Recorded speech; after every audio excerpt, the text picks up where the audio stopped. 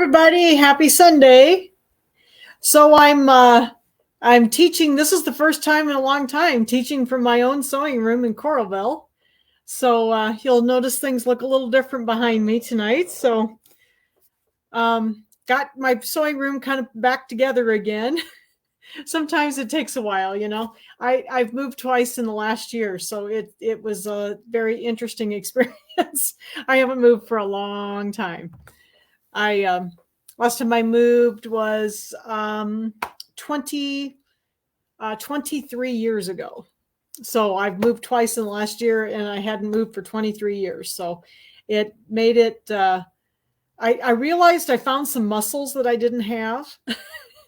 I didn't know I had anymore, and a lot of heavy stuff. So, but the house is starting to look better, and I'm actually, got things kind of out where I can get to them, and I've been cleaning and got a couple rooms yet to do, but we're getting there. And so, hello everybody.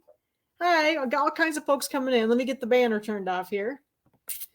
So we have a lot to do tonight. So anyway, so we're going to work on Candy Cane Lane. And this bench pillow, I did this last Christmas time, like between Christmas and New Year's. I just wanted to make it, and it's so much fun, and it's real easy. All the blocks take about a half an hour or so.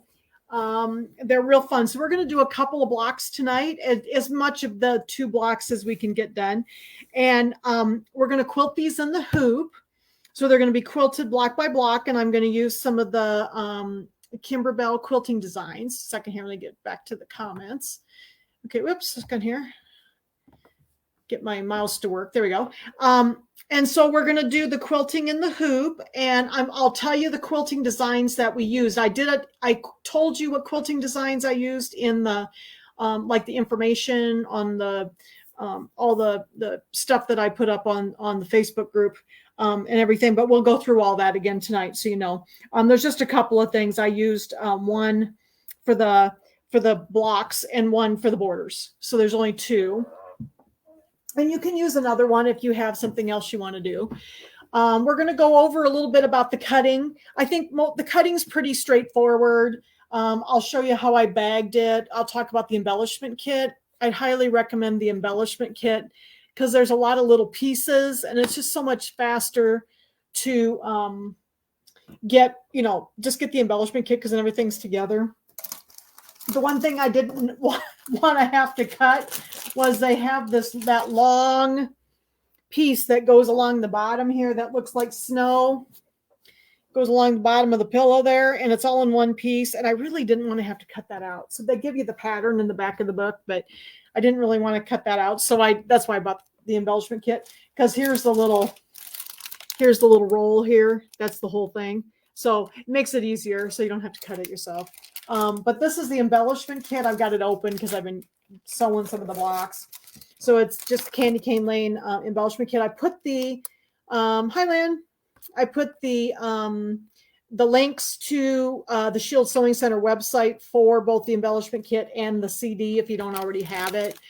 And I'll also show you the colors of thread that I used for the original fabric kit. Now, the one that I showed you, that's the original fabric kit. And I know a lot of you said you had that you got it and you hadn't done it yet.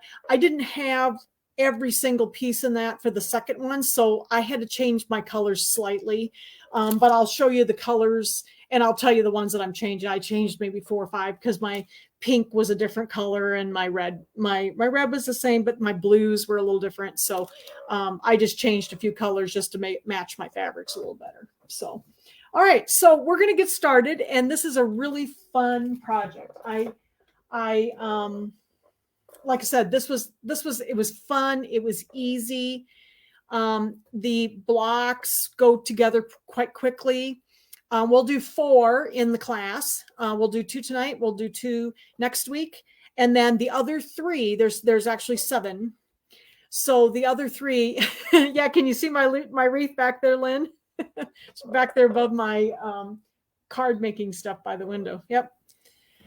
So we will do the 4 blocks in the class, and then the other 3 are going to be done the same way, but you can do those on your own. And we'll talk a little bit about the fringe on next week. Is this just on Facebook? No, this will be also on YouTube. After the class, I'll upload it to YouTube. So I'm not sure who asked that. Nancy. No, it will be also on YouTube. It's easier to find the classes on YouTube. So I will have it on YouTube as soon as I get done here. It'll be an hour or so after class that I'll get it up there. So, all right. Okay. So I'm going to switch my camera and my microphone, and we're going to get started. So I'm going to talk a little bit about some of the other, like the second here. I got to get the microphone done. There we go. All right. So I'm going to talk a little bit about the cutting and the bagging and stuff. It's pretty straightforward. So like normally when I do these, I don't make the baggies with each individual block like this. What I do is, I'm going to go to the next page. I like to go in and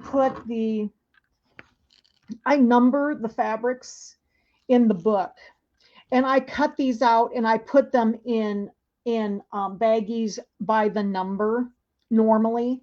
And then this is the fabric requirements. Okay.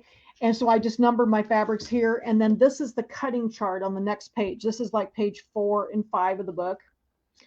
And normally I just put them in a baggie, marked 1, 2, 3, 4, 5, and so on. This one didn't have that many blocks. So I did actually go ahead and cut them, and I put them in piles, 1, 2, 3, 4, 5, and so on. And then I looked here and picked out the fabrics that went with each block. And I actually didn't number my little baggies then. Like this is the Christmas tree. We'll do this next week. And the blue house. And then here's the borders. Okay. So the pieces for the borders I put in here. And then I've got the cocoa stand already open. So here's my cocoa stand one. So that's what the first page here talks about, is just labeling your baggies. So if you want to do that, now when I especially don't do that when I'm doing the quilts, because there's so many blocks. It just takes so long to sort it all out. So I usually just leave the baggies by the number, and then I just, I go to my instruction sheet, which is the next page here. Like here's the instruction sheet for the first one, and it tells you here which you need. And I just look through and I'm like, no, fabric 1 background is number 1. So I just go grab that out of my number 1 baggie. And then this one had, some applique glitter and some white topping and some gold mylar. Okay, so that's how I normally do it, is just 1 block at a time. I find that faster for me. But by all means, go ahead and separate them into the little baggies if that works better for you. Okay. The other thing you want to cut is for the background pieces. You want a piece of the shape flex. So I've got that on the back of each one of my background pieces. You can see I cut it just a little bit smaller. You can see the shape flex on the back. So I've ironed it on the back of my background piece. Okay.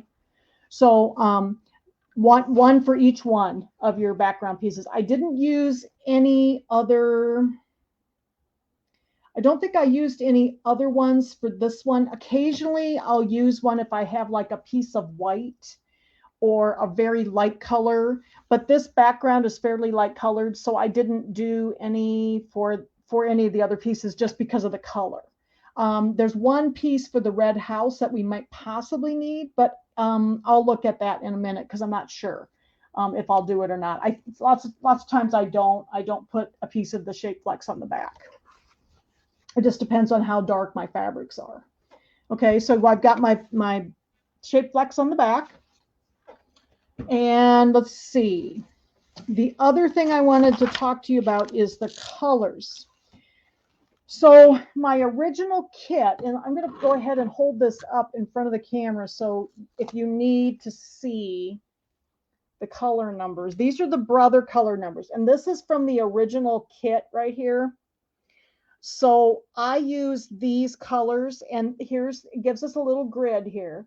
so you can kind of figure out what colors you need. And what I normally do is I just take, you know, my fabric and take them over to my thread box and match my fabrics fairly close. Okay.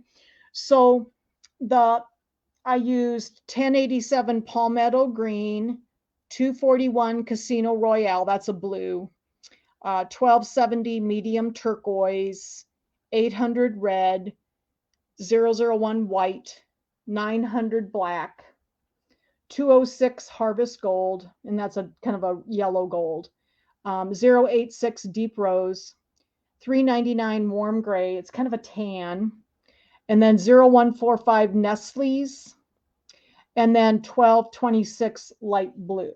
Okay, so that was my original Kimberbell kit. Okay, now I have altered a few of the colors for the one I'm doing tonight because I had some darker, like I had a darker brown instead. So I have a darker brown for mine for tonight, and there's a lighter pink I had, and my tan was a little bit more beige instead of gray, so I used that. And then my turquoises were a little different color turquoise that I'm going to be using for the blue house. So I just kind of altered those to my fabric. Okay. So it's, whoops, second here, my computer, my tablet decided it was going to leave my page here. Just a second. So I can see your comments. Sometimes it's hard for me to see without, I can't always see the names of people on StreamYard. So if after the class, if you go back to this video on the Facebook page, you can actually click a little link and tell Facebook it's okay for me to see your names. Otherwise, I only can see, yeah, like user. Okay, so that's why I have another computer over here. All right, so there's my colors. Okay, and I'll tell you the different colors that I used instead of the ones that I read to you, but hopefully you'll be able to see this list on the video, and then you could pause it and write them down. Okay, so that is my original fabric kit that I used for the colors. All right, now this we're gonna quilt this in the hoop. I'm gonna move my little baggies here a second, get these out of the way. And I did a couple of the blocks already. I did the first block, which is the street lamp. So these are going to be kind of on your own. But what I wanted to tell you is that they don't give you much information about the quilting in here. It's kind of, you kind of have to use the instruction booklets or the instruction pages from the quilting. If you don't know how to do this, I'll show you. But the way you decide what size you need to use is you go to the last page of that particular block, and it tells you that how big you square up your design to. So like this block, this is one of the lamp posts, is 4.5 by 8.5. So in other words, it is finished 4 by 8. Okay, so then I would choose a 4 by 8 quilting design. And it's a block by block quilting design, not the clear blue tile one. Okay.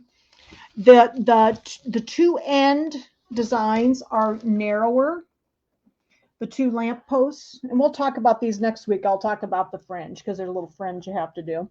These are a little narrower than the middle 5 blocks. So these are 4 by 8.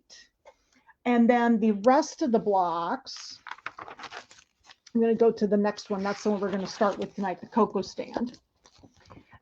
So that can be done, just so you know, in a 6 by 10 hoop. Okay, so the two outside blocks can be done in a 6 by 10 hoop. But the cocoa stand and the other 5 middle blocks are all the same size. And they are going to be, so if I go back down here and look at my instructions, they are finished. You know, you trim them, I should say, 6.5 by 8.5. So in other words, they're going to finish 6 by 8. So I'm going to choose a 6 by 8 pattern for my quilting by block. Okay. So with that being said, when I'm using a 6x8 block, I do have to use an 8x12 hoop in my machine. Okay. If you are using if you only have a 6x10 hoop, there is a way to get around that, just so you know. If you have a little bit of software, you can take out the outline that goes around to show you where to put your fabric down, and like the tack down line, you can take that out and you can make it small enough to go use a 6x10 hoop to do these. Okay. So I did a video about that with Sweet Land of Liberty last summer. So if you don't know how to do that, go look up Sweet Land of Liberty on YouTube and on Sew Along with Jan and watch that little video, and it'll tell you how to take that line out, because I know a few of you only have a 6x10 hoop. So this has to be done in an 8x12 as the pattern stands. Okay. And if you have any questions about that, you know, text me, message me, and I'll help you with that. Okay. All right. So we're going to get started. And the other thing that we have to do, we're going to bring this design up, and I'm going to show you that you have to look at the end of the instructions, and it tells you about how to trim it. And that's how you're going to know where the design needs to be. So the first thing I'm going to bring up is I'm going to sew the quilting first. Okay. So I'm going to go get my design, and I'm going to use, I used Quilting Design Christmas 2.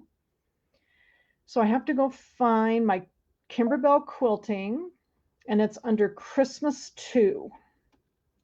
Gonna find it here. CBC. Here we go. It's getting closer. Christmas 2. And you can use another one if you want. That's the one that they use in here. It's kind of cute because it has the candy canes and everything in it. So that's why I chose that one. And then we're going to use the block by block version. No, you can't, Jan. Yes, you could, but the people that have too small of hoop do not have that option, and it's still in the design, and it will not come up on the machine.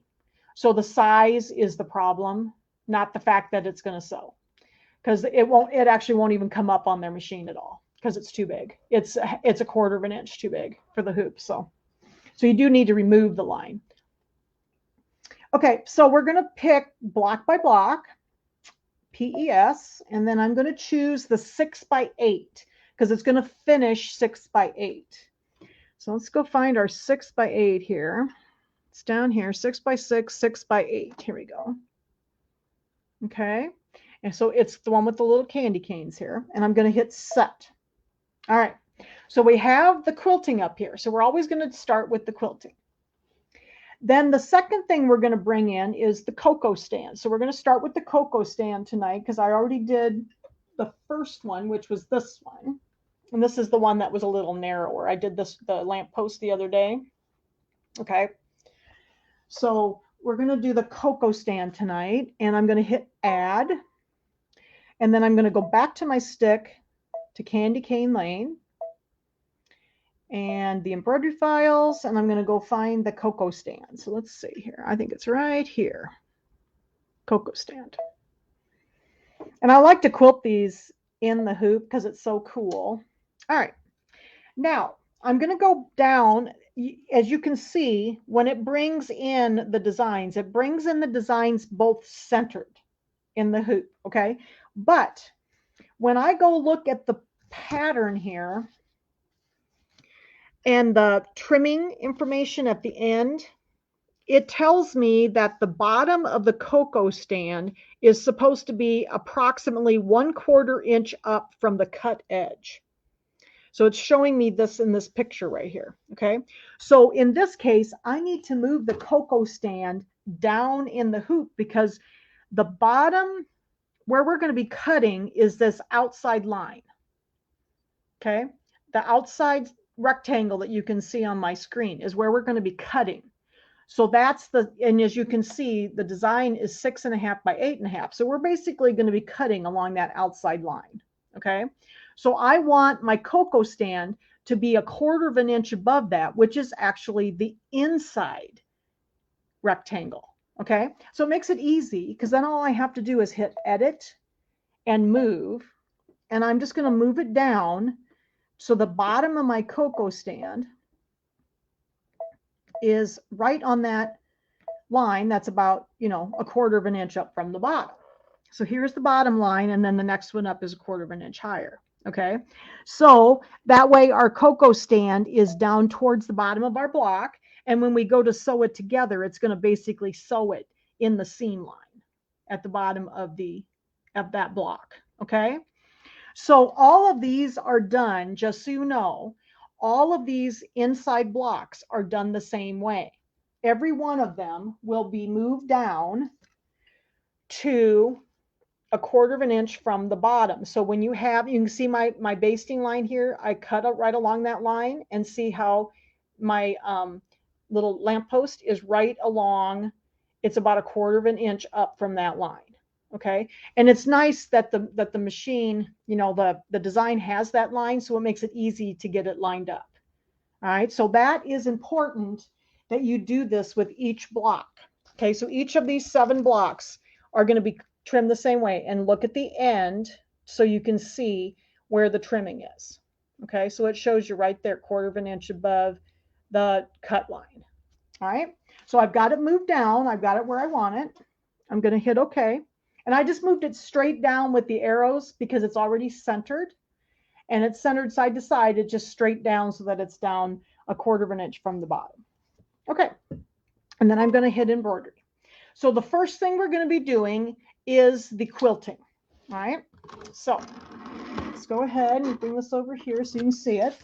And the quilting instructions are in the quilting when they come with the patterns. So when you download the pattern, you get the instructions. So if you need the instructions, go ahead and print those off. I've done this a lot of times, so I normally don't need the instructions. I have the one thing you do want to do, and I should say you don't want to do. Honestly, they tell you to cut the batting to all the little rectangles and everything. And you know what? I'm really lazy, and I never cut the batting. I just have a chunk of batting here. I have to trim it anyway, so I just don't take all the time to cut all this batting. Okay. So I've just got a chunk of batting here. The first step in all of the quilting designs is the placement line for the batting. So that's what we're going to do first. I have white thread in. I'm going to quilt with my white thread. Okay, so I have my white thread in. Oops, I got some green thread in here.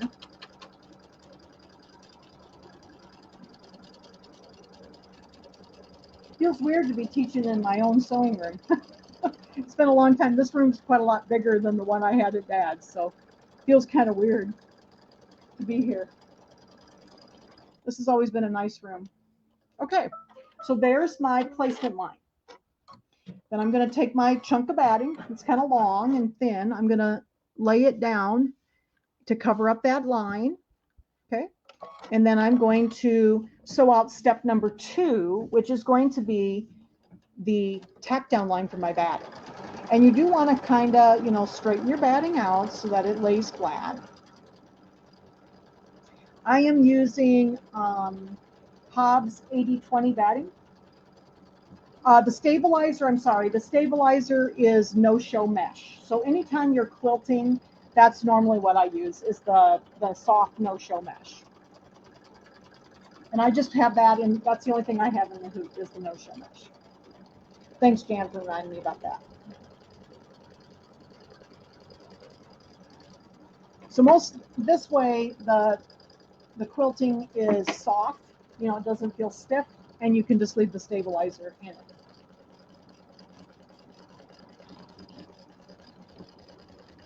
This was one of my favorite blocks, I think, is the cocoa stand, because you put some cork in it. It's kind of cool. All right, so there we've gone around our batting, tacked it down, and now we're going to trim the batting close to the stitches all the way around. And I'm just going to use I love these little Ginger double curved. These are the 6-inch double curved scissors. They work real great for trimming and get real close to the stitches that way. And sometimes I have to take this out of the hoop. It depends on the angle I was at. I know, isn't the door? I love the cocoa stand. I think that's my favorite. Last year, the demo December class was a cocoa stand on a towel. And this year we're doing demo December in the store. So if you're close by and you haven't signed up yet, we're doing a demo December, Kimberbell demo December in the store on the 1st and 3rd of December. Okay, in both stores. All right. Oh, you know what, Shannon, I should get a commission for all the binding machines I've sold.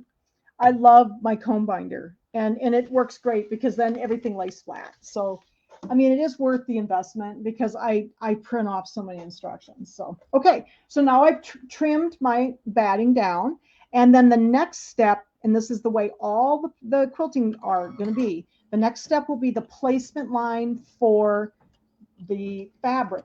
This is the line that if you have a 6x10 hoop, this is the line that is too large because it's a 1/4 of an inch away. Okay, so this is the line that I have to remove to get it to work for the 6x10 hoop. I just have to lay my fabric down and guesstimate where it needs to go. Okay, so this is the line that causes the problem in the 6x10 hoops. If you have an 8x12, it's no problem. Okay, and the actually I should say number 3 and number 4 because they're both this bigger outline, and these are the ones that cause the problem with the 6x10 hoop. Okay, so now we know where we're going to put our fabric. I have my background fabric that has the shape flex on the back of it, and I'm going to center that over my placement line. Get it as centered as you can. And if you don't have this line, if you've taken it out to use your 6x10, you can see it's still pretty easy to know where to put this down. But there wouldn't be any tack down line that I'm going to do next. So step number 4 is this tack down line. So this would not be on your, if you have a 6x10 hoop. What I do then is I just tape the fabric down all the way around just to hold it in place so it doesn't move around. And that works just fine. But you really do need to have a little piece of software that lets you do some editing in order to get that line out of it.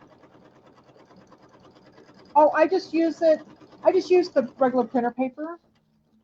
This is just regular printer paper. And then I make the cover out of a piece of cardstock and just print it so that I know what it is. So this is just a piece of cardstock. But yeah, these comb binding machines, they're just called comb binding machines, COMB. You can buy them on Amazon. You can buy them I got mine on eBay years ago. So and they're not horribly expensive at all. So, all right. So then the second here, I'm going to have to, looks like my machine decided I think my bobbin thread decided to jump out of the tension here. So let's put the bobbin in again. It looked a little weird, so we'll fix that. Sometimes that happens. And I think I'm just going to rethread the machine just to make sure. If you see something that looks a little weird, just rethread the whole machine because it's never what you think it is. You got yours at Staples? Yeah, they have them all different places. So, and there's all different brands. Mine doesn't even have a brand. I bought it, like I said, I bought it on eBay years ago. I mean, I've had mine for probably 10 or more years, and it's just a very plain Jane one, but it works just great.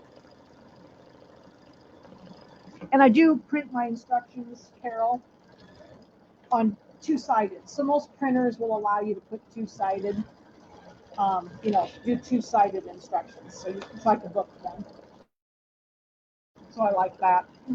So now it's going to do the quilting. So step number 5 in all the quilting instructions is the quilting designs is the actual quilting. So we're going to let it quilt. Remember, this fabric had the shape flex on the back. Yeah, the cardstock, and then sometimes when I want a better cover, I actually laminate the cardstock to make a stiffer cover on my books. It just depends on what I'm doing. Like when I made the I actually printed my own luminaire manuals, and I actually laminated the covers so that they were stiffer and more protective. So when I do these instructions, I normally don't. I just usually use cardstock. Okay. So we're going to do this, and then we're going to start actually into the design file. Okay.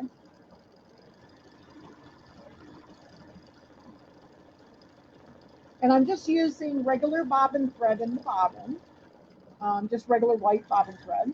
And I'm also using, white bobbin thread. Oh, and a number 11 embroidery needle. So all of these, you can just use regular bobbin thread. You don't need to match your thread because you're not going to see the back of it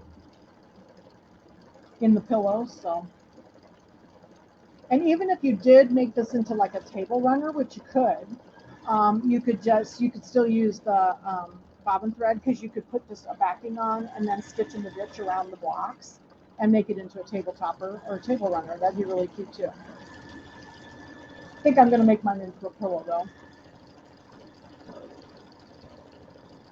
So you can see I don't have the same, I didn't have any more of the Kimberbell the little gray with the little tiny polka dots. So I had this other gray that has like snowflakes on it. So I think it looks okay. It's a little bit darker colored, but has more dots on it. But it seems like it's sewing up good. I've got a couple of the blocks done. I think it sews up really nice. So here's one of the street lamps that I did. And then I did this is the first block, and then this is the last block. I haven't done the fringe on this one, so we'll do that next week. We'll talk about the fringe. And then I did one of the houses. So here's my tan house. Okay. Where did I get the fabric? It's from Walmart. It's from Walmart. I buy this fabric all the time because it's a nice fabric and it works really well for backgrounds. I still have to go up to Anamosa quite often, so I still can go buy fabric up there. All right. So there is our quilting.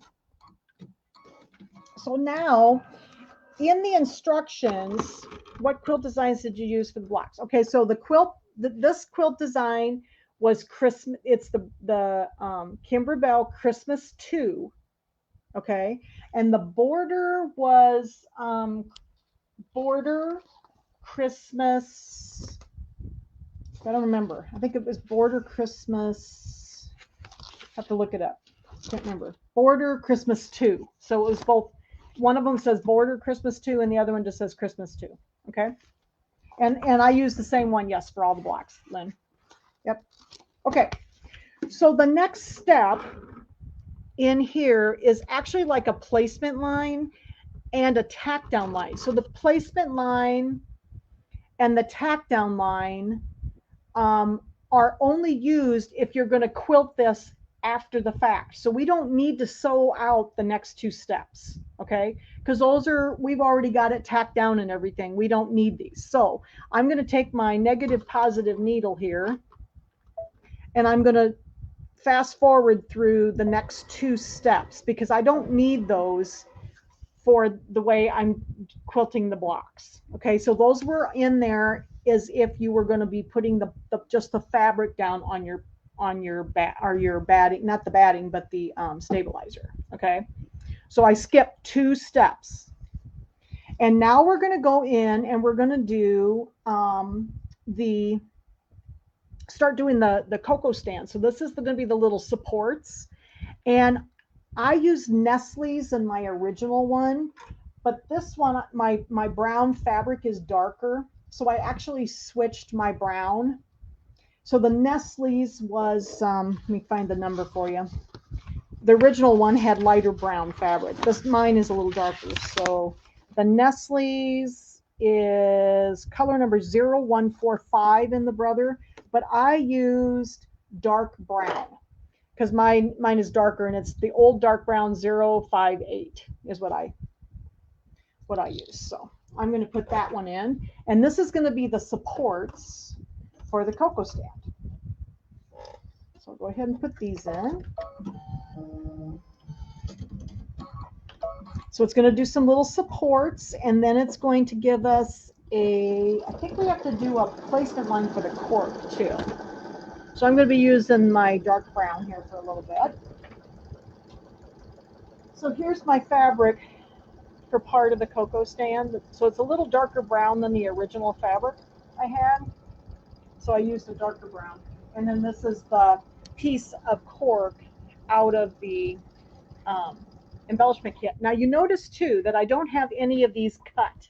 I don't like to cut embellishment stuff. And often they kind of overdo the sizes quite a bit. So I have the red. They gave you a pretty good sized piece of red glitter vinyl, and I just took the whole plastic, cover sheet off the whole thing. And you can see where I've just held it up, the whole thing, just held it up where the peppermint stick was. So that's what I usually do, because then I usually have this like half of it left and I can use it for something else. Okay. And I didn't cut my cork either, because then I can save the other little pieces. So I have a tendency to do that when I do these, because they kind of get overzealous with their pieces, and some of those embellishment pieces are kind of expensive, so I usually don't cut them. I just grab them out of the bag and use the whole thing and use as little as possible. So, all right, so this is the cocoa stand posts. So if you're following along in the book, we're on page, I think it's 12. Yeah, 12. And it's step number 3. Now, the other thing that was neat about this is that they give you the little color box here to help you know what color you need to use, okay? Yeah, check your scraps, because I often use scraps, but this embellishment kit, I wanted the embellishment kit for the buttons, and also for that long piece of glitter vinyl. So, oh, sorry. So there's posts. Sorry, didn't get my camera moved over. All right, so there's our posts. So the next step, stitch the sign placement line. So the sign is going to be out of cork. So I am going to leave my brown in, and we're going to do a placement line here, and then we're going to put our cork down. Now the cork is going to be, I believe it is, yeah, it's raw edge applique.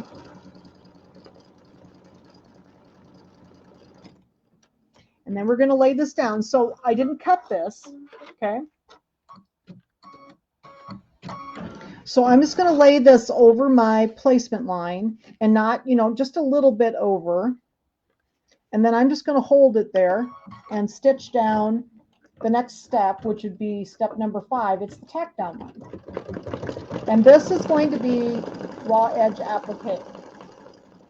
So we're just going to trim around it when we get done.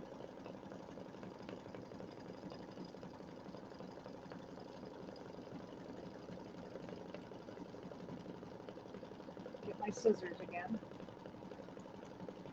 I don't think they've started to sell the cork yet. Okay, so there is our tack down line for the little cork part. So we're going to go ahead and trim around that. And remember that it is going to be raw edge, so we want to be, try to keep it as pretty as possible. So I'm just going to try to trim it as straight as I can here. Maybe about 1/8 of an inch away from the stitching. Okay. I'm going to have to turn it a second. And I'm kind of tipping the scissors toward me to keep it a little straighter if I can. And if you don't want to buy the embellishment kit, obviously you may have scraps enough to do this, but I just wanted it for that long piece of glitter vinyl, so I didn't have to cut it. They give you the instructions in the back, so. Yeah, you can get the cork a lot of different places. Hobby Lobby for sure has it. Joann's has it. I have a bunch of cork. So there we go. That looks pretty good. So there's my top of my cocoa stand. So I'm going to lay the cork over here, and I think the next step is going to be the placement lines for the fabric down here. So I like to leave the color that my finishing color is going to be in the machine. I've gotten burned several times, you know, that like the covering stitch was not solid enough. So then you could see my fabric through it. So I usually like to use the same color. So this is going to be my brown that I showed you for the bottom of the cocoa stand here. So I still have my brown thread in here. And it's going to have like little slats at the bottom.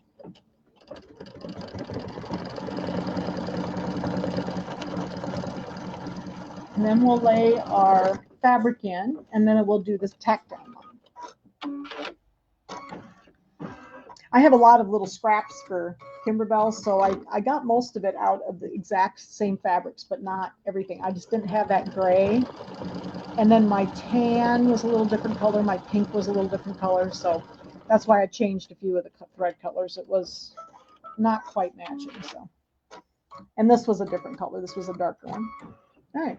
So then we're going to take this piece. This is the bottom of the cocoa stand. And I'm going to lay. Now this one's a little bit directional. So I want to make sure I get this pretty straight. So I don't have it like kind of cockeyed. So I'm going to try to make sure I get it kind of straight. There we go. And then we'll do the tack down, or we'll do the tack down line. And we'll trim that fabric close to the stitches.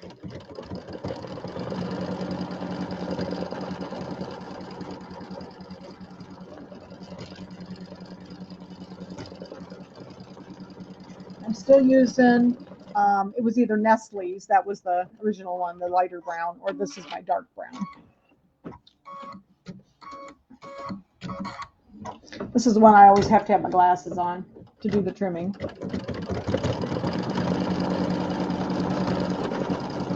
These are such fun blocks, and they all are about a half-hour block roughly, so they don't take very long to do, and not terribly hard. I liked these. Couple of the bench pillows that had some of these bigger blocks in them. While they were also, yes, you could use the cork down here as well. Yes. I think that's why they gave you, I don't think there's any other cork in the whole thing. So they gave you plenty. So yes, you could use this for the bottom also if you wanted it on the bottom. I think when they did the cocoa stand on the towel last Christmas, as I remember, it did have cork on the whole thing. Okay, so now I'm going to trim close to the stitches here, all the way around. And these will have, I believe, have satin stitches on them. So we'll do our trimming. Make sure you get in between the little slats.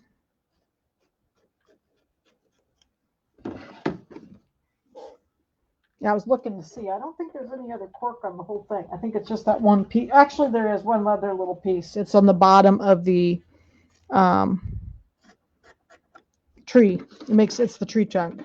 So it's a very small piece. So yes, there'd be plenty that you could do the bottom of this with cork if you wanted.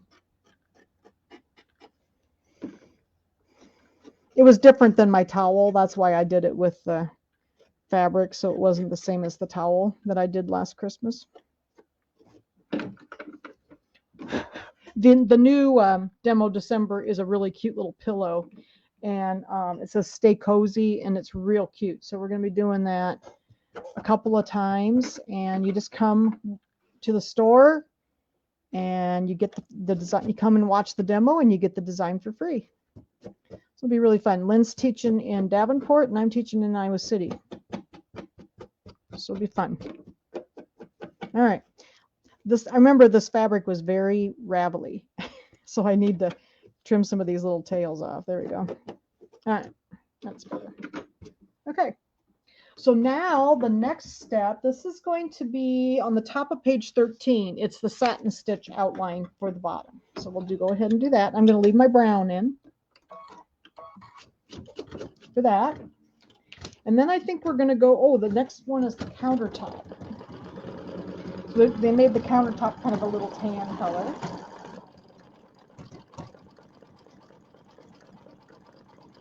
Yeah, the new little pillow, the little demo December things are real cute. I don't have the pillow here. It's at the store. I'll bring it home next week so I can show everybody. I kind of like the darker brown. Makes it a little different than the other one.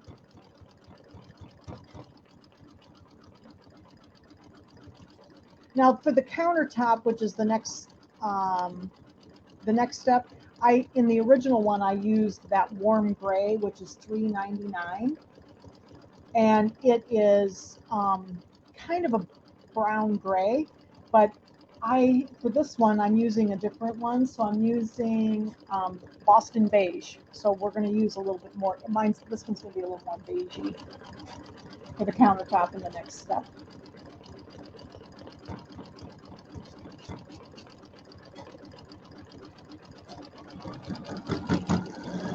I think this is my favorite block, though, was the cocoa stand. I really like this one, and then the other one I really like is the Christmas tree. It's really cool because you do some of the foam in there to make it dimensional. It's really cool. All right, so we're going to continue on with this.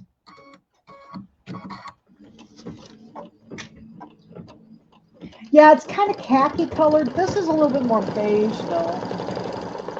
The warm gray is a little bit grayer. It's tan, but it's got a gray tone to it. And what I tell you to do is, if you're not sure, just take your fabric that you're going to be using, and the tan house is kind of the one you want to match. So like, here's my tan house, and see, I wanted to match this tan because the other one I had was much more gray looking. So that's why I matched this. So just take that fabric and match your thread to it, okay? Because that's how everybody asks me, how do I pick my colors? Well, that's how I pick them, is I take my fabrics to my thread box and I match my fabrics. And there's a lot of the color, the fabrics that they use quite often, Kimberbell uses quite often. And, I have I know what colors those are now, so I kind of, know which ones to pick now. But I had a lot of Kimberbell fabrics in this particular pillow, so I was kind of matching, different fabrics this time.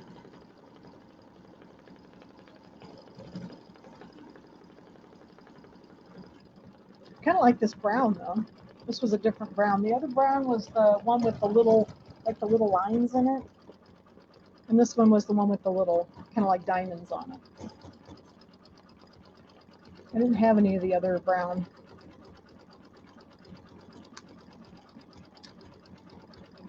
Let's get this. I'm just looking ahead at some of the colors here. Oh, we get to put some glitter vinyl in here too.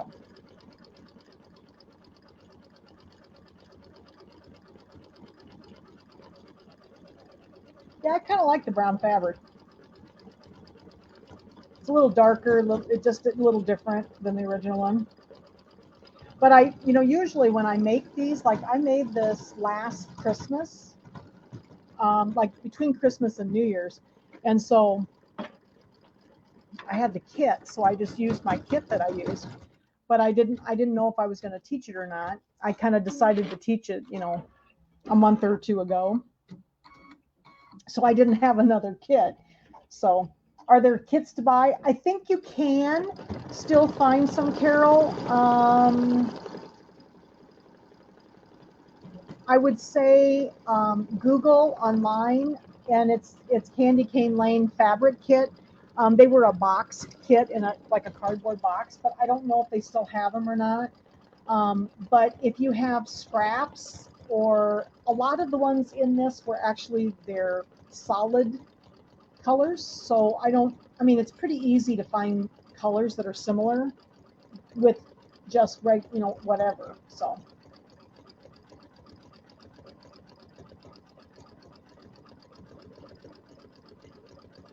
Oh, yeah, Cindy, so you would have to drive quite a long ways to get it from us. Now, is there somebody nearer you that's doing it?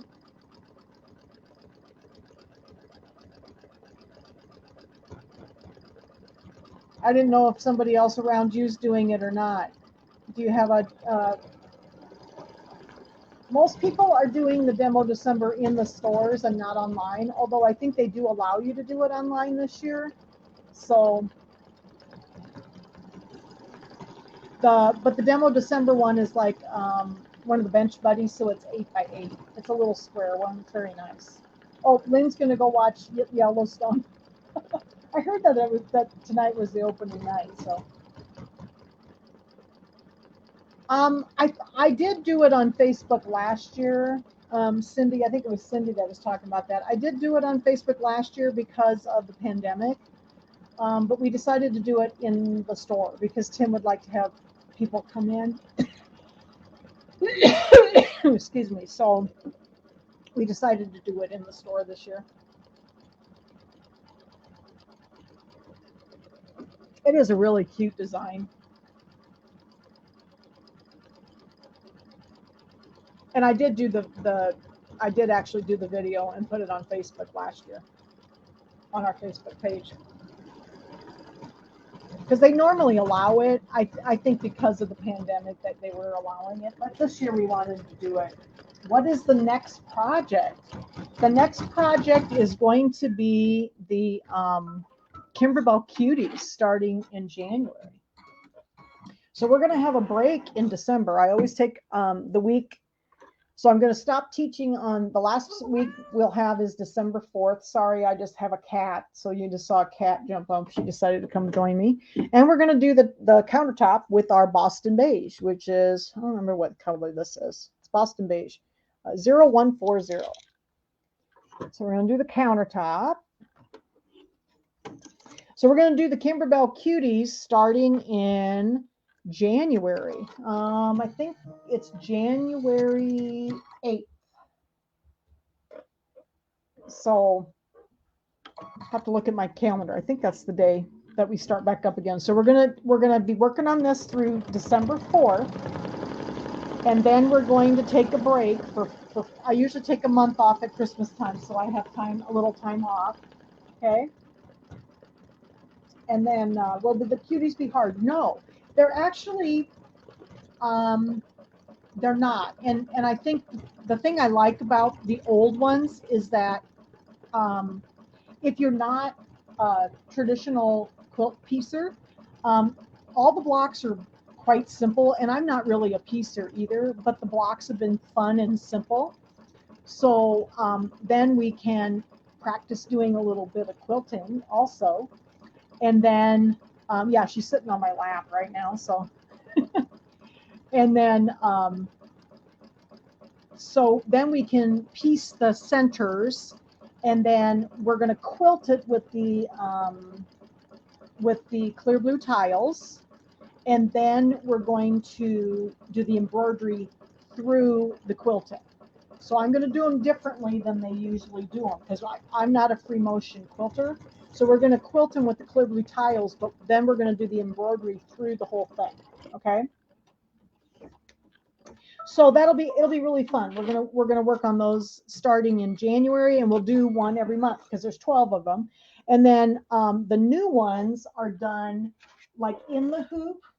So we may do those next year if people want to do them. I kind of like the old ones really well. So yeah, and somebody was recommending that my girlfriend's quilt shop might have the kit for this. So all right, so we got the counter done, and then the next thing is stitch the light strands.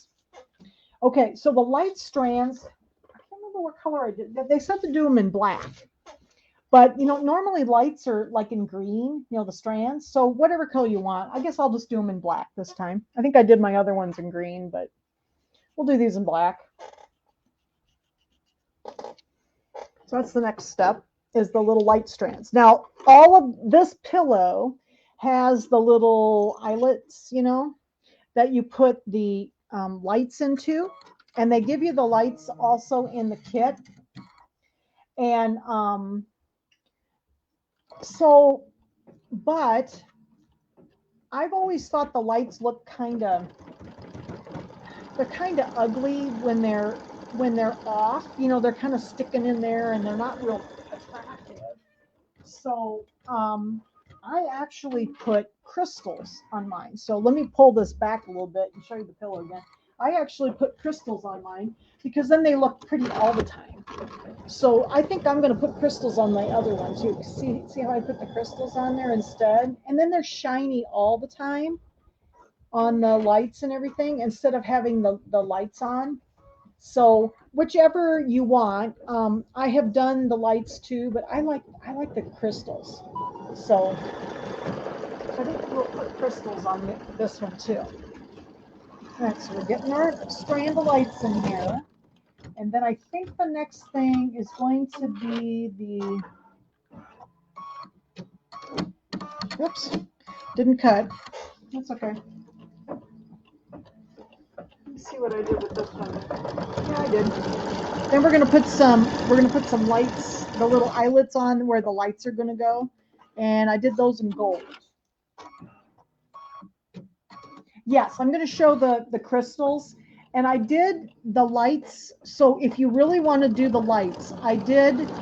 So on Facebook, if you go to Sew Along with Jan, I did the Halloween pillow, Twilight Boulevard, and I put the lights in that one. So if you really want to do the lights, I did a whole video about the lights on that one. And I had a couple little tricks to get them in. So that would be another option if you want to do the lights, okay? But I'm gonna do crystals, and I'll show you how I do the crystals. And I just think they look pretty because then they're pretty all the time. You know, otherwise the lights when they're not on, they're not very pretty when they're not on because they just kind of stick out. So, all right, so let's put the gold in. This is my Harvest Gold 206, and I'm gonna make the eyelets with that.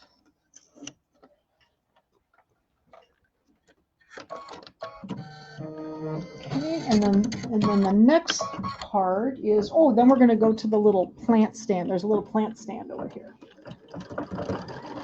Yes, I sew the eyelets in because then it shows me where to put the crystals. So then you can just put the crystals. I use a little bit larger crystal, and so that's what I'm doing right now is I'm sewing these little eyelets in. So you can, if you want to do the lights, you still have the eyelets in there.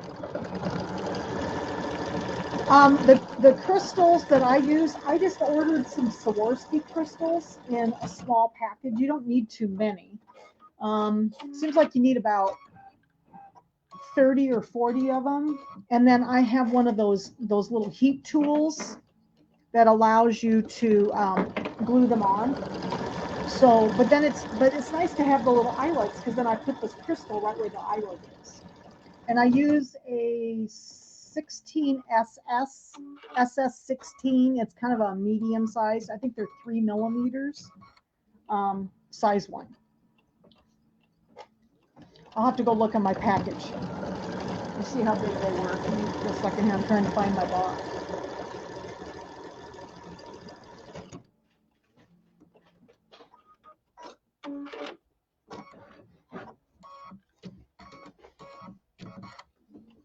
Oh, SS16, 4 millimeters. Sorry, guys.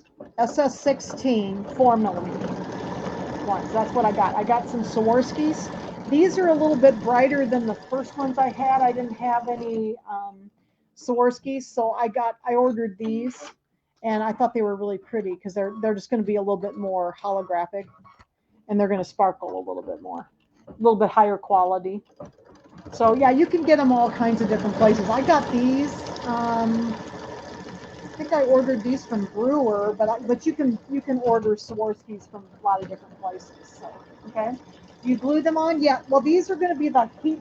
These are the ones that are hot fix. So I'm going to use my little crystal, my little crystal tool to put them on. So it's like a little heat tool, and that's really cool. So, all right. Let me get this little tail out of here. My machine likes to make tails. Okay. And then the next step is going to be the placement line for the bucket. And that's going to be in the red glitter vinyl. So I'm going to put my red in, which is 800 red. For that. So we're going to make our little bucket that's going to have a tree in it. And you can you see down here that this is the bottom of my bottom line, and then the bottom of my cocoa stand's about 1/4 inch up. But no, these are those hot fix ones, the crystals. So these have glue on the back of them, and then you use the little glue tool to put them on. So it does work very well. And if you happen to lose one, just have a few extras around, and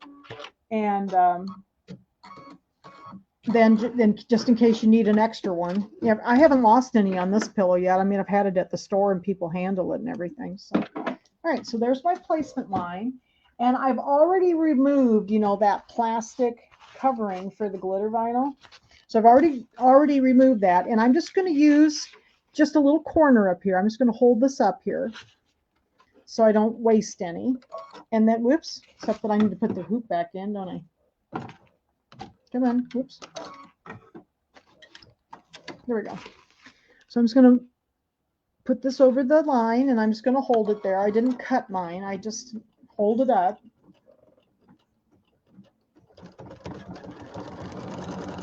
The hot tools are very inexpensive, Shannon, and they come in very handy. I use it quite often. We have them, I can't remember if I put it up on the website, but I have them in the store.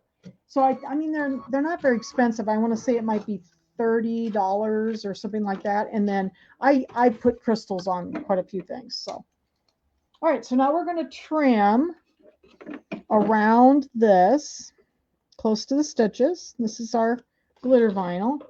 Just don't forget to take the clear plastic stuff off of it. And see, I've still got lots left.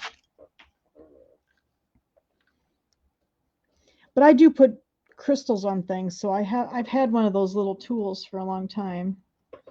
And the one I like the best, the one that I like the best, and that's the ones I ordered, are the electric ones. They make some battery operated ones, and they don't stay hot. I don't know. I have trouble with those. So I like the ones that are electric that plug in. All right, so there is our little piece of glitter vinyl. So now, every time we use some glitter vinyl, you're gonna have to give me a chance to move a couple things here. We have to press it down so that it adheres to the fabric. So I'm going to pull this out, and I'm just going to tip the camera up. I'm going to lay this over here on my ironing mat. Just tip the camera up here so you can see what I'm doing. Okay. So I've got this on my ironing mat.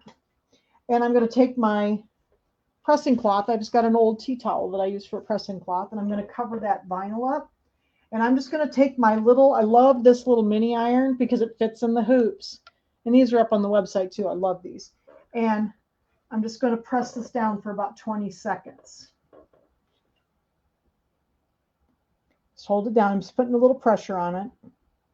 But you need to make sure you put your pressing cloth on so you don't melt your vinyl. Okay. All right. Here we go. Got it all pressed down. There's our piece of glitter vinyl. So I think the next part is actually going to be, we're going to do the tree first. So I have to put my green in. We're going to sew the little tree and then go back and do then we're going to go back and do the bucket. So I'm going to put the green in, and this is my palmetto green. So it's 1087. It's kind of it's not a real green, it's more of a olivey green.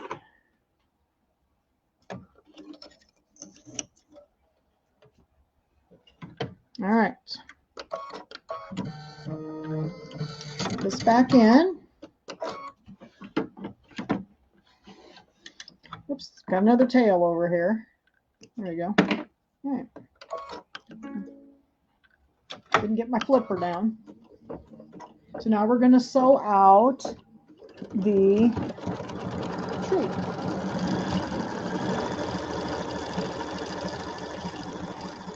Now the second block, I think what I'm going to do is I'm going to get it started, and I want to show you again how to bring the design down and get it all started. And the second block is a little bit longer one, so we probably won't sew the whole thing out in class tonight. But once you get it all set up and ready to go, I think you'll understand. Okay. Oh yeah, the little hot fix. We have them in the store too, Lynn. So they're not real super expensive. But I'd probably tell you to buy the electric one just because they stay hotter, and you have to plug them in, but they do. I think they stay hotter than the battery operated ones. Okay. So what we'll do is we'll get the second one started. And I want to make sure that you understand how to get the bottom all lined up again and everything. And the second one is going to be one of the houses. So the houses are really fun because they have quite a little bit of applique in them, and then they have a little bit of vinyl too. So you do want to be careful with the vinyl, not to get your iron too close to it. I'm going to stop this just a second and get this tail out before it gets sewn in. I was talking to Tim about the tails on my machine today, so I haven't figured out why I get so many tails.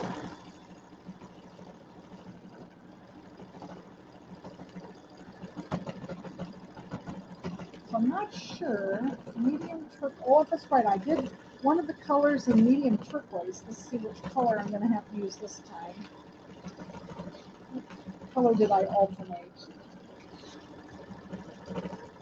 It would be, the Navajo teal. So this is going to be this one, I think. Nope, that's off there.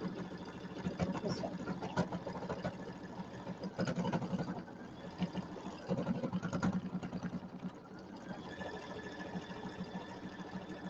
But yeah, I've been doing we've had the little hot fix tools for a while.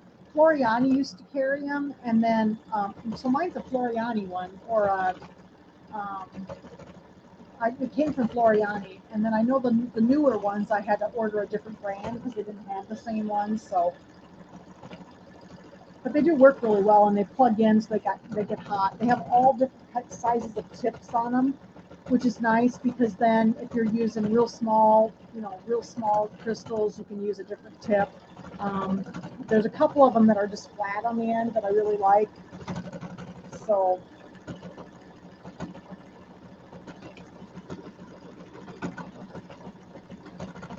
Yeah, Michael's probably has them too. Michael's or Hobby Lobby might have them. I don't know.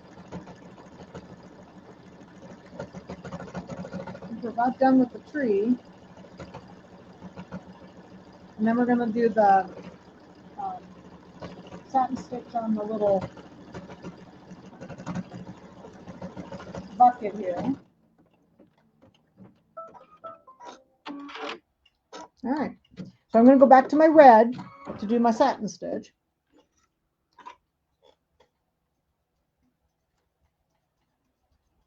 Yep, come back. Most time I have my thread on the floor. The cat decided she was bored with me, so she left, I guess. She always, when she hears me talking, she always would come out. She didn't do that much at Dad. She kind of hung out with Dad when I was teaching. She'd kind of sit in the living room with him, and she didn't bother me much up there, but here she hears me talking, I think, and she comes and wants to sit on my lap. All right. We're going to get our little bucket done here, and then the next one is going to be, and then it's going to do the lettering up here on the cocoa stand side. Got our handles. Now the bottom is going to have that little, like the little snow banks on it. It's really cool. So they're kind of random, so they look neat.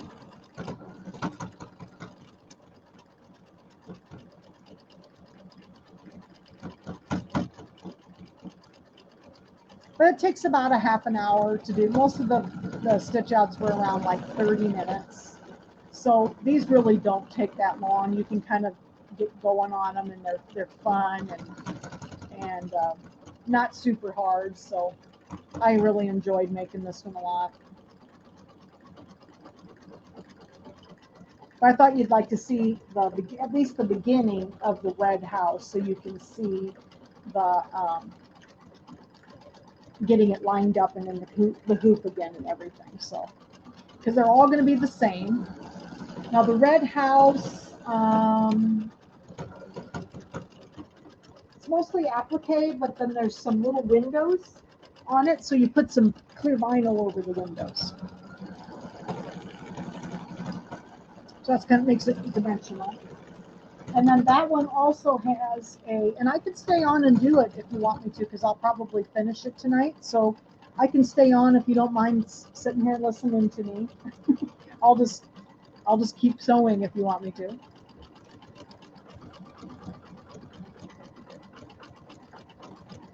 All right, so there's almost got our bucket done here. Then we'll go on to some lettering. And I think the first color is going to be the turquoise. Now I used medium turquoise in my original one, but this one I'm going to use one called Navajo teal. Navajo teal. So it's a little bit lighter colored. I'm going to use a little bit lighter colored one.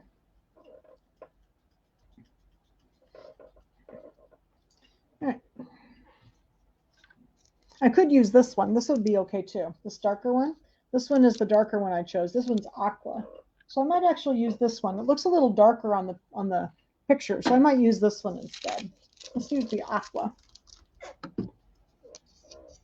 Oh, you want me just to keep? I can just keep sewing. If you don't mind listening to me, I'll just keep sewing, and then there's a video. I like the red house. It's really cute, but it does. It's about a half an hour too, but there's just a little bit more applique on it. It's not hard. All right, so this one is the. Oh, you know what? Sorry, we have to do white first.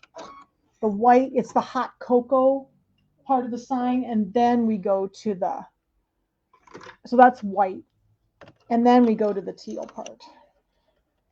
So let's do this one. This is the hot cocoa part of the sign. So this is in white. So put the white in. I missed a step. There we go. And then it's going to be the teal.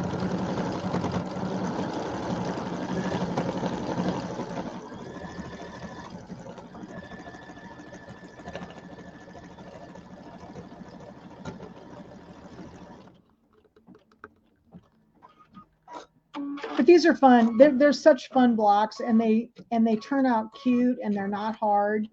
And because I really enjoyed doing Twilight Boulevard, but oh my gosh, those blocks just took forever.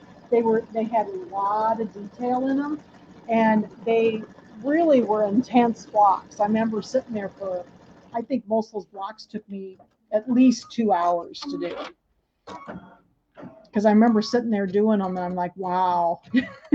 And these were so fast. I mean, I think I had the whole middle of the pillow done in one afternoon. I think I sat down and just spent the afternoon doing them one afternoon. And I think it was snowing, and I was just sitting there in the family room at Dad's watching the snow and sewing out cocoa stands and tree and houses. It was fun. All right, so here we're doing cocoa. Get my teal next, and then it does some snowflakes out here. So that's the last step, is snowflakes. I wonder if the cocoa has gone up. It says 25 cents here.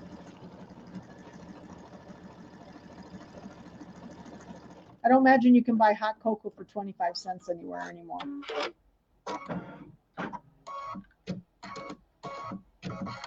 You can see it real well, though. It's coming out real good on that cork. You like the fabric down here, or would you like cork? Cork would be good too, though.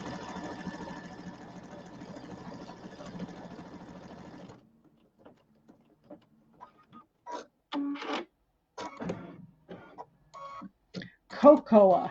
always have to remember how to spell cocoa. I'm not a very good speller. I'm always glad I have spell check.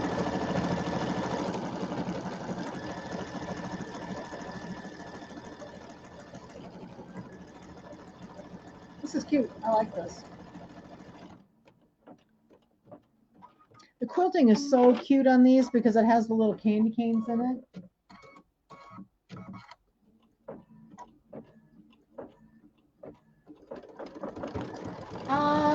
The penguin is actually a button. Man, the penguin is actually a button. So this was, I kind of matched my mylar with the gold. All right, so now we got to put our price in here with the teal here. I am gonna put the darker one though instead of the lighter one, so you can see it a little bit better. And then we'll go back to the white for the snowflakes.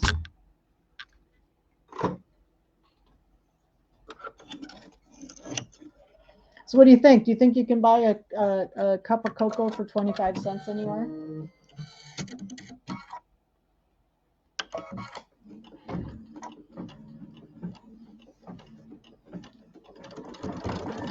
There we go. It is really cute though. Kind of like this other fabric. I didn't know if I'd like it or not.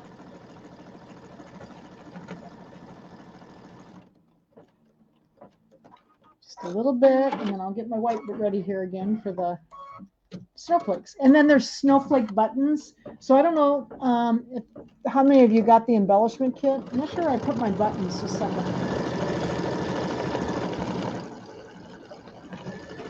You can get the buttons, just so you know. You can buy just the buttons if you just want the buttons.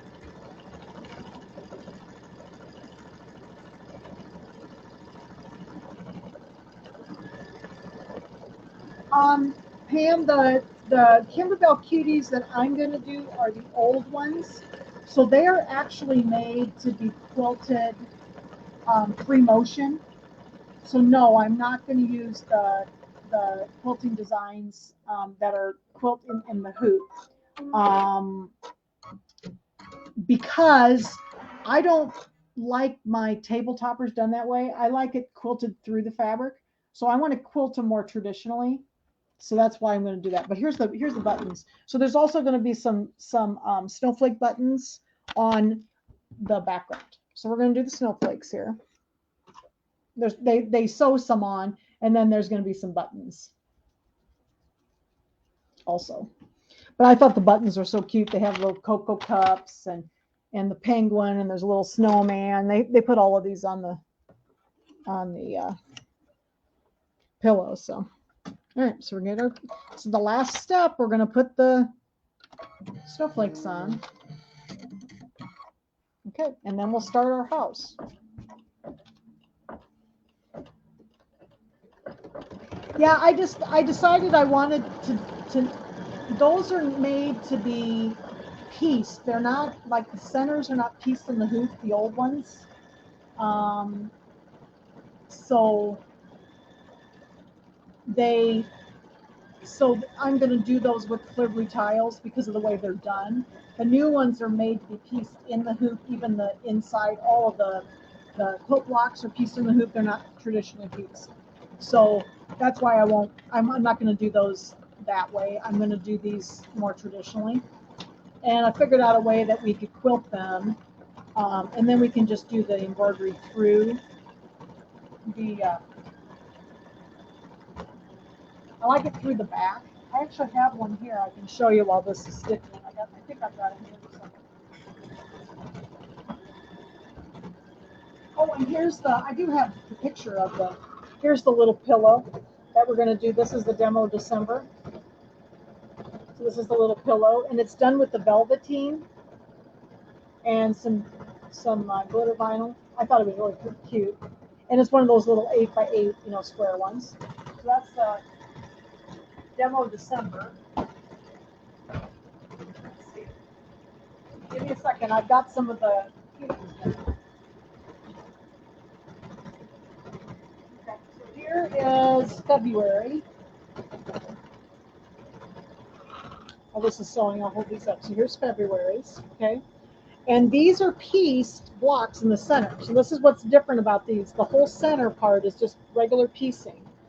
And so we'll piece it the first week, and then the second week will be, we're going to do 2 weeks, but the first week we will piece it together. And then I will do a video for the quilting. So you'll have one quilting video because I'm going to quilt them all the same way. But then when I do the embroidery, what I did is I actually did the embroidery through the back, and I just put matching bobbin thread in. I thought that was cool. Okay. And then it looks real cute on the back with the matching thread. So then you can quilt it, and it's quilted through all the layers instead of just through the back, and then you put the stitch in the ditch, the backing on. Okay. So that's this February. So that's the first one we'll do. Here, let me switch the cameras here for a second while this is stitching. I can show you another one. Let me switch my camera over here so I can hold it up a little easier. And then this is January. Again, these are piece blocks. They're snowball blocks. Okay, so that's January's. And again, filter to the back, and see I just did the embroidery to the back and change the colors. So it looks pretty on the back. And let's see, I've got this is April. Here's April's. I haven't got this one quite done yet. I have to put some ribbons on. Here's April's, but again, open to the back. Okay, open to the back, and then I did the embroidery. Okay, and then this is March. Okay, so here's March. All right. So March is, yes. So we're going to actually do the whole thing. We're going to piece these. Yeah, so we're going to start in January, but with the February one. So we're going to do the January one in December. Okay? Yes, I'm going to show how to do, we're going to piece the whole thing. We're going to piece it, and then there'll be a pre-recorded video that will be the quilting. So that'll be the same, you'll quilt them the same way each month. But you can just use different quilting designs. Like this one has little kites on it. So I used I don't know if you can see it very well, but I used a design that has kites on it, okay? So anyway, these are the old original ones. And I was worried about doing the new ones because sometimes the books don't get out in time. So I was worried that maybe, we'd get about halfway done and then the book didn't get out in time to do the other half. And then I don't often get things any sooner than you do. So then I can't get them made up to show you. So that's why I decided to do the old ones. Okay, so we're going to do those, and then, but we'll start with the February one in January, and then we'll do the January one in December. Okay, so we're about done here. You get the camera turned back down, and then we'll do our red house. We'll start the red house. Okay. I really like the way I kind of played around with them, trying to figure out how to do them. And I like my table toppers and my quilts to be quilted all the way through. Just a second here. Whoa, whoa. Just a second. I've got a thread that's getting stuck here. There we go. I was going to break a needle. Every now and then I'll have a thread get stuck up here, so I have to watch it. Okay. But I like mine quilted through the backing. So when you do the new ones are going to be, a solid back with stitching in the ditch. So it's not going to be quilted through the backing. It's going to be more like this pillow is, okay? Which is just fine. Oh, you're having raspberry cocoa? Cool. In honor of the cocoa stand, huh? That's cool, Carol. This is such a cute one. So it's doing the little, it sews some little snowflakes, and you can see them better when you see the actual the actual pillow, you can actually see the white snowflakes pretty well. So, okay. So there is the cocoa stand. Okay. And I'll show you the trimming here in a minute. Oh, cool. So maybe you can make a set. Is that Connie? Maybe you can make another set with us, Connie. And maybe I've done them a little differently than you did them before. I kind of make things up as I go. So, all right. So let's take this out. And I'm going to go get another piece of stabilizer, and I'll show you how to trim this while something's sewing. Okay. So let me get my stabilizer here.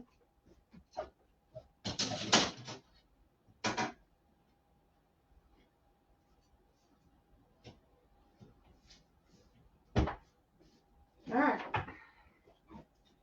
So here's our next one. So I've got my no-show mesh stabilizer in, still got my regular bobbin thread. And we're going to go to the red house. So this is the next one that we're going to do. And then I'll show you how to trim this one while one of the house parts is sewing. Okay. So this is going to be the same size. So the 5 center blocks are all the same size. They're 6 by 8. So on my screen over here, I can actually leave this quilting design up because I'm going to use the same quilting design, but I need to get rid of the cocoa stand. So I'm going to hit return, and then I can just hit, that's the one that's selected. Can you see the red light, the red dots? So that one's selected. So I'm just going to hit delete once, and then I just have my quilting design still in there. So now I can go hit add again, and I can go back and get my red house. So Candy Cane Lane, and then we'll get the red house. Let's see, where is it? Here it is, red house, right here. And set. Now again, this one says that it should be 1/4 inch above the bottom. So we're going to do the same thing. Remember how we put the house down on the inside rectangle. So I'm just going to go to edit and move, and I'm just going to move it down with the arrow until it's sitting on that inside line. It looks good. So it should be about my 1/4 inch. I'm going to hit OK. And I'm going to hit embroidery. And now we're ready to set this one. So of course, the first thing is still the quilting design. So we're going to do the same quilting design we did for the other one. Going to do it the same way. Got my chunk of batting up here. And if you give me just a second, I got to grab my fabric because it's up ahead of me here. There we go. All right. So here is my red house fabric. And I'm not sure. I think I might possibly, well, maybe not. It may be okay. I'm going to look and see. I might have to put a little piece of shape flex on the back of this white. But this white is pretty, well, I might have to. Might have to put a piece of shape flex on the back of that white because it's going to be laying on that red. I think it lays down right on the red. Yeah, I think I will.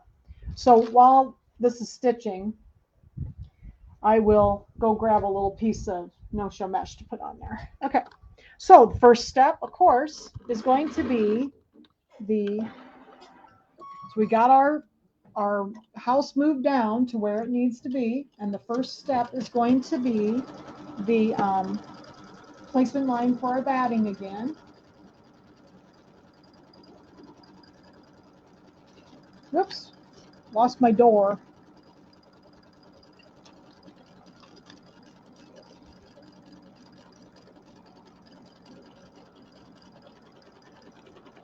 And then I got my chunk of batting here, so I gotta get my batting ready.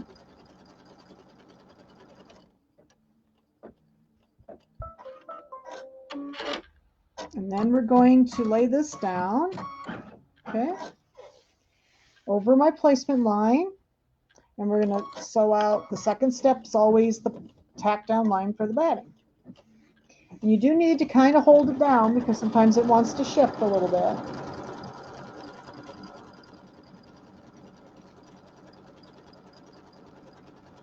Connie, so maybe you can join us for, even though you've already done them, maybe this is a little different way of doing them. I have a tendency to kind of make up my, I don't like things not quilted through the backing, and I am not a free motion quilter. So I struggle with that, and so I have to figure out a way that I can quilt it with my embroidery machine.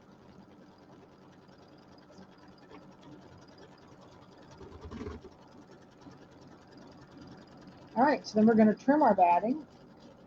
I'm going to see if I can find a little piece of yeah, so this is white. This is going to lay right down on the red, and I think I am going to put a piece of shape flex in the back just to help with the bleed through of the dark color. My red's pretty strong, so we'll trim this. So I'll go grab a little scrap and put it on there. Sometimes I have to kind of look at it before I actually do it. Sometimes, usually white, very light colors, I'll put a piece of shape flex on the back just to help. But it depends on the color you're laying it down on. Sometimes you don't need it. Okay. All right, so now we're going to put our placement line down for our fabric.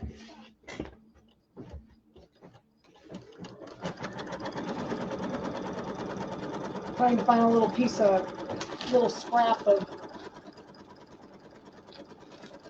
shape flex here. I've got my little hot iron over here, so I can just use that.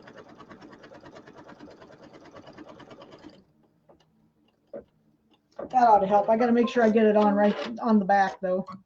This is so hard to tell which is the front and the back. There we go. All right, so let's go ahead and get our fabric in here. So I've got my backing fabric, and of course this one I do have the shape flex, okay, on the back. So I've got that on there already. I'm going to lay it over my placement line. Okay.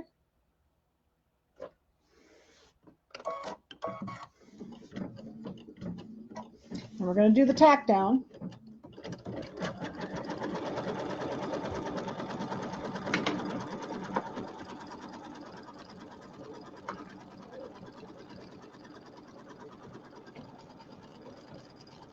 Just trimming this little piece up so I can put it on the back of my whites.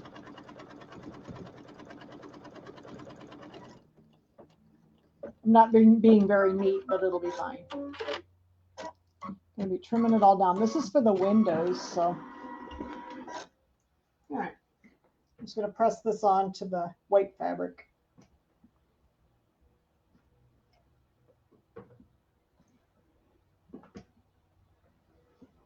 Okay. Here we go. So I've got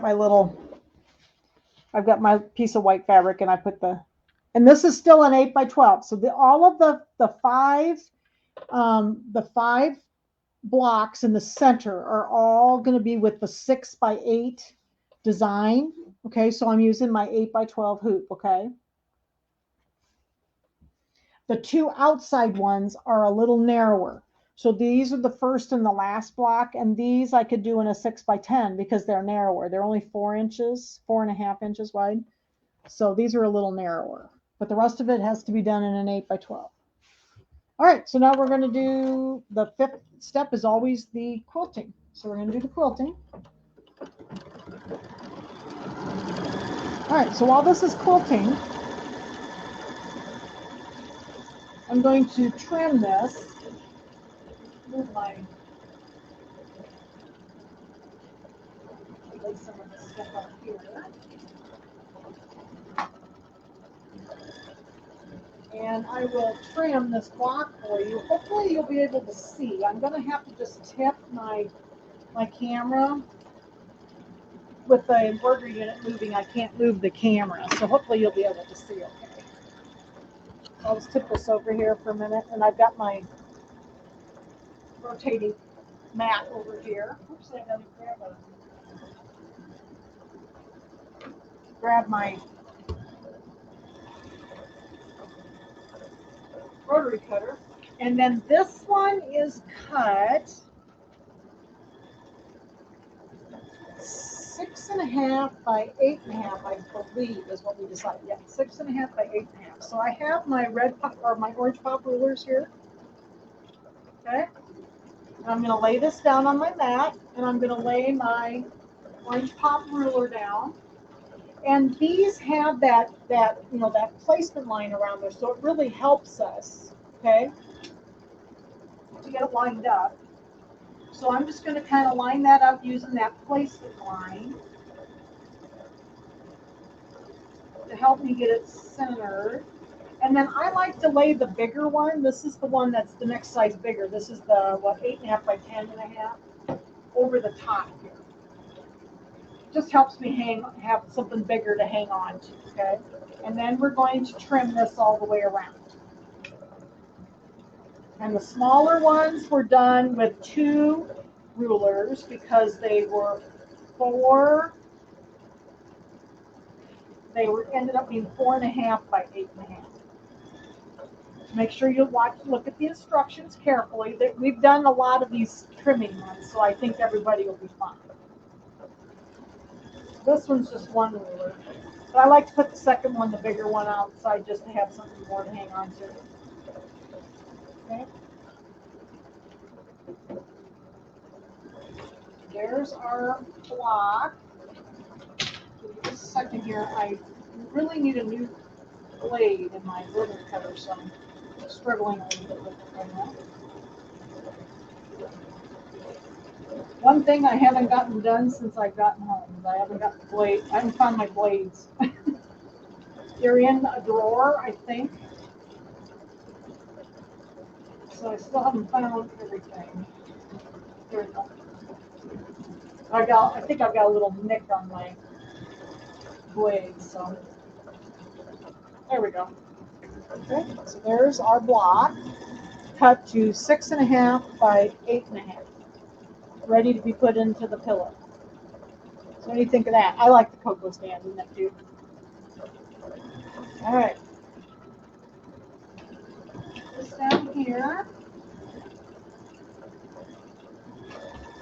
Clean up all the stuff I have on the floor here. Okay. I'm just about done with the quilting, and then we can get started on the house. All right. So we're ready for the house. So the first, again, this is going to be the same way because the original pillow would have been done without the quilting designs, okay? So again, there's a placement line and a tack down line that we're going to skip that are the first 2 pieces of the house. So I'm just going to skip those 2. Okay, so here's the tack down line. We're going to skip that one. We don't need that. So now we're going to move on to the actual quilt or the actual applique. So I think the first piece is going to be, as I remember, so I skipped the first 2 steps, and the next step is going to be the placement line for the house, and that's going to be red. So I'm going to get my red here. So we'll get the house started here. Oh, you mean right here? You mean on the block? Cindy, you mean on this block? Yes. So this line is never going to be quite perfect around the outside edge, but it gives you a good way to, so this is about 1/4 inch below my cocoa stand.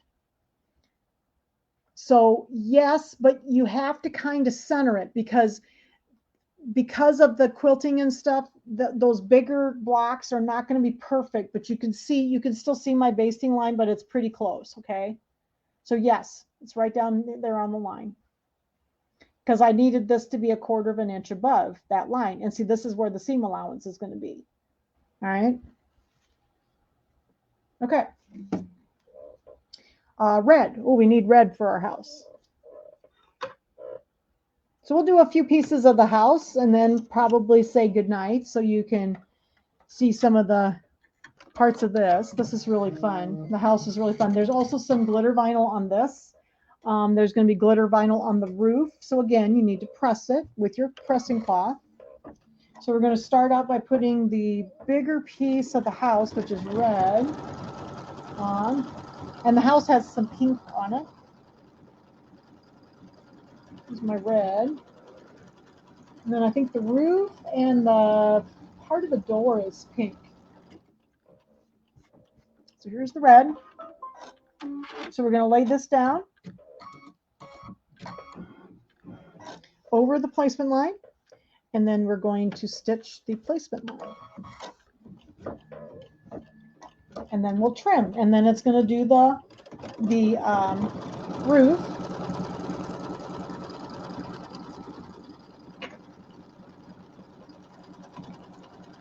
Now the roof in the original one was darker pink, so I used a different color. I brought the pink down a shade because this is the pink I had.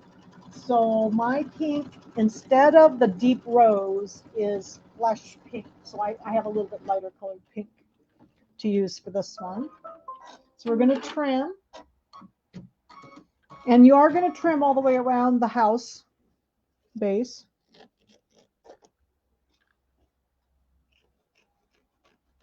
I didn't have the silky solids for the, oh, I have a little bit of a pucker there, but I think it'll be covered up. Maybe not. I might have to fix that.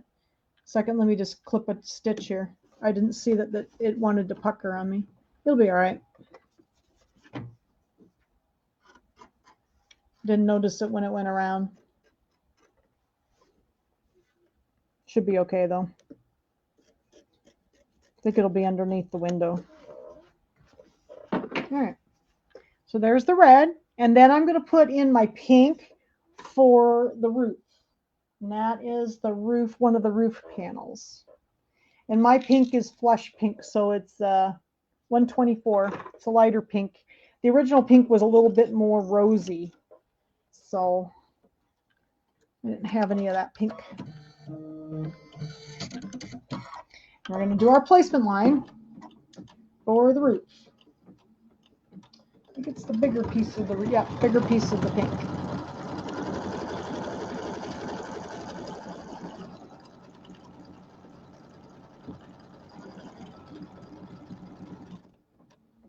Okay, and then we're going to lay this one down.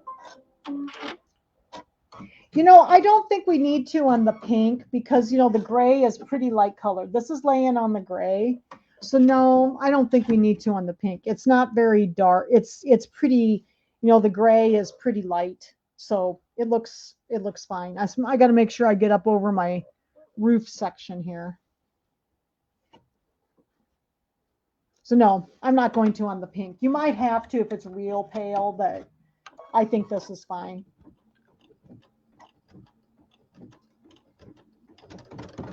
The gray is pretty light colored. And the gray in the kit is even lighter colored yet. So there's our roof. And we'll trim that one. See, the original pink was actually quite a little bit darker than this. So it didn't show at all. And this one's fine also. I'm not sure about this. Let's see what it looks like with the, I think with the red, it's fine too, just because the red is in the same family. So I'm not going to put any on the back of the pink. All right, so let's trim this one. All the way around, yeah.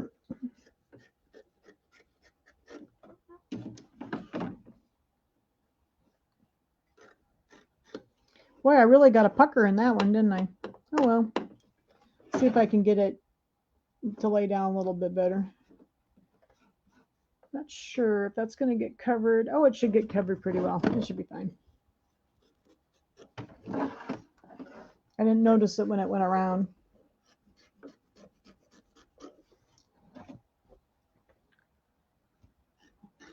These were the Kimberbell Silky Solids. And so I didn't have all of those, but it's funny. Walmart out in Anamosa has all these Waverly solids, and most of the solids are almost exactly the same colors as the Kimberbell Silky Solids. So I went out and bought a whole bunch of solids. so that I'd have some, but they're just, some of them are just a little lighter or a little darker, so they're fine. All right, and I think the next one is going to be the door. So let me see if I can get that to lay down a little bit better. Let me get my seam ripper and see if I can get it to lay down a little bit better here. I might put a little glue under it because it's just kind of sticking up. I was afraid that maybe it wouldn't be very flat up here. You always have to fix something, you know. Sometimes when this happens, I just put a little glue under the corner. So,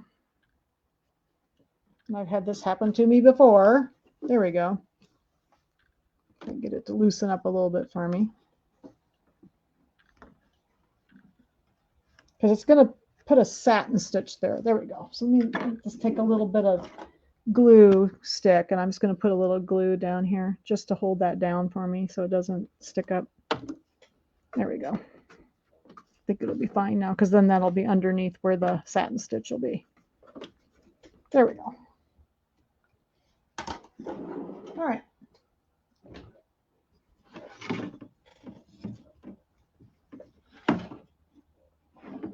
Okay, and I think the next one's the door. So I'm going to leave my pink in, and they did the door in pink, and then I think the upper, this is like the back part of the door, and then the front part of the door is kind of a tan.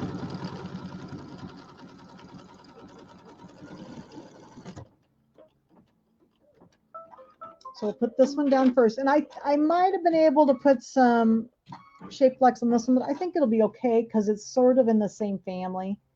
You know, it's pink and the back's red, so I think it'll actually be okay. All right. And we're going to do our tack down stitch. Still using that lighter pink.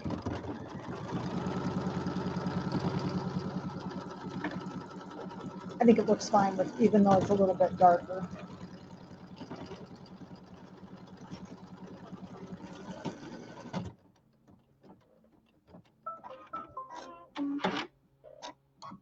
But I know I didn't in the kit. I know I didn't put any shape flex on the back of the pink because it was darker than this one was.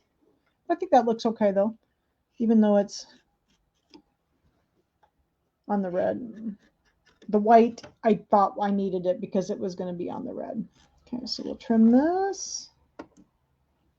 And oops, we're going to have to take this out. I can't reach it. There we go.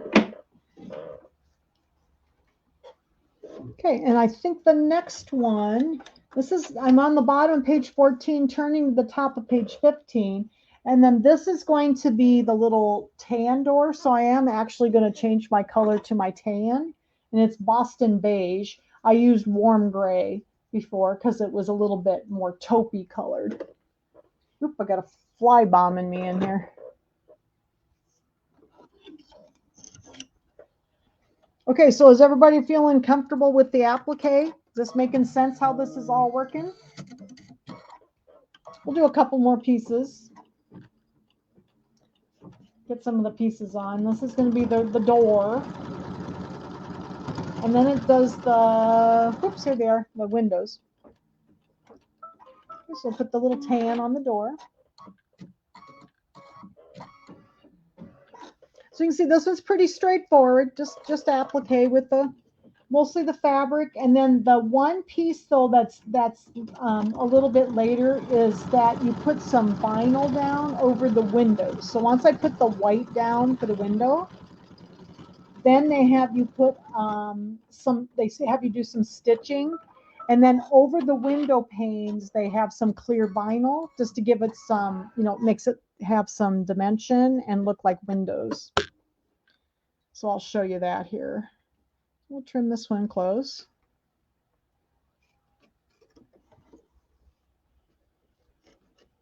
It's our tan part of our door. This one actually looks quite a little bit different than my other house because the pink is so much lighter. Cool. Okay, so then the next step is going to be done in white, and that's the windows. So we'll get the windows on there. Do the white. And that's the one I did do the piece of shape flex on the back because it was so light colored. I didn't want to have pink windows. They'd look kind of pink then. And this is going to be the placement line for those. Okay.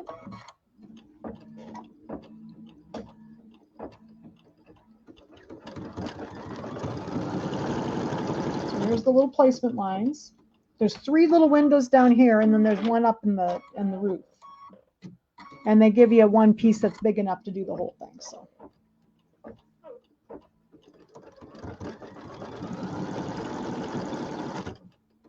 Now, the one thing I'd tell you, everybody, is be very careful when you go to put that clear vinyl on, that one of the steps towards the end is going to be some glitter vinyl up on the roof. Okay, so they put a little bit of snow on the roof of the house. Make sure you don't touch your iron to that snow, okay, or to the clear vinyl down here, because you'll melt it. Ask Jan how she knows. I've melted quite a few of those windows. I wish they wouldn't. I don't care for the clear vinyl. It looks really neat, but it just I have to be so careful not to melt it. Okay, so here's our white, and this has got the shape flex on the back. I'm going to put that over all those windows. Okay, and then we're going to stitch that down and trim that. So that's almost all the appliques on now. Oops, stuck in here, stop. I've got some thread stuck again. There we go. Just taking my spool thread with it. It's going to do the 3 little windows.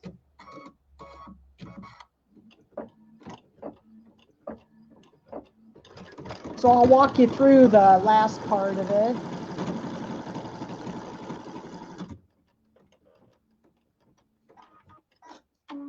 This one does take a little longer. This one's one of the bigger houses, so this one takes like 45 minutes to sew out. So we won't sew the whole thing, but I'll walk you through the rest of it. After we get the white windows on, I'll show you what's going to happen then next. So it's pretty easy. It's all very straightforward, straight applique. But there is one thing that's a little different in this one, in that they have you use some of the white topping. And on the they're going to put a little peppermint stick over here. So I'll walk you through that real quick. All right, so we'll trim these, and then I'll walk you through the rest of it. So we'll get these trimmed up. So here's our windows.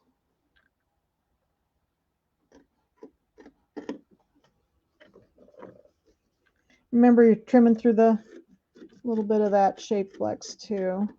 Oops.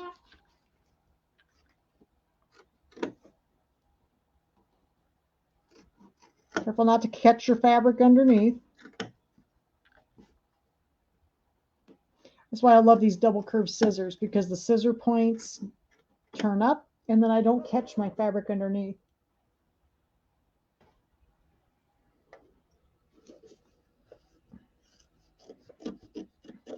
Okay, Cindy, I'm not sure. I don't quite understand your question. Do you have an idea why the spool cap doesn't fit the brother thread? Okay, so I'm not exactly sure what you mean. Can you elaborate on that a little bit? I never use spool caps when I have my thread standing upright, because it always catches around the spool pin. If you lay your brother threads down, you should not use a spool pin, or you should not use a cap.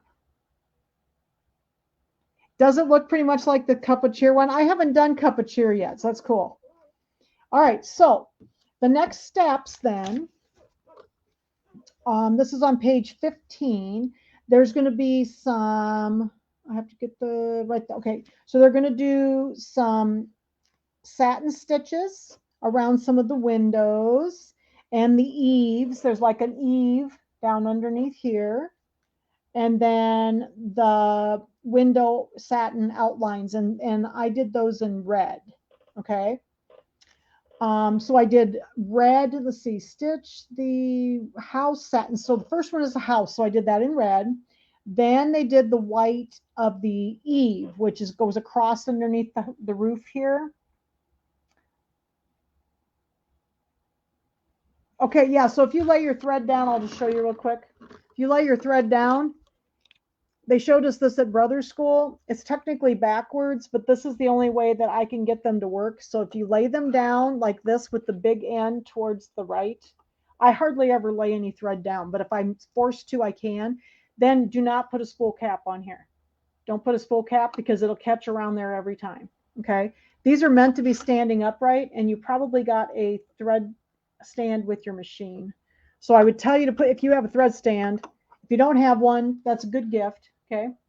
And I hardly ever lay a spool down, but if I'm forced to, this is the only way I've been able to get them to work, with the thread towards the big end. And it's technically backwards, but this is the only way it works. Lay it like that and then thread it on, and do not put a spool cap on. Okay. Just leave it open, and it seems to work okay. You still have to watch it a little bit, but it's not bad. Okay. The only time I ever put anything down here usually is my monofilament, because it doesn't like to stand up. Okay.